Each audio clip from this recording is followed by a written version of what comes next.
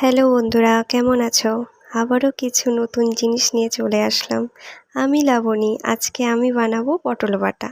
তার জন্য আমি কিছুটা পটল, দুটো রসুন, স্বাদ মতো কাঁচা লঙ্কা এবং দুটো বড় সাইজের পেঁয়াজ নিলাম। এবার পটলগুলোকে এইভাবে কেটে নিলাম, সাথে রসুন আর পেঁয়াজকেও। এবার আমি কড়াইতে তেল দিলাম। সেই তেলটা গরম হবে তখনই হাফ চামচ কালো জিরে, কাঁচা লঙ্কা, পেঁয়াজ, রসুন এবং পটল দিয়ে 1 মিনিট নেড়ে নিলাম।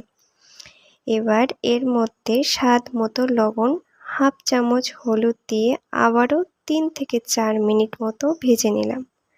ভাজা হয়ে গেল। এইগুলো 1 মিনিট একটা প্লেটে রেখে দিলাম ঠান্ডা হওয়ার জন্য।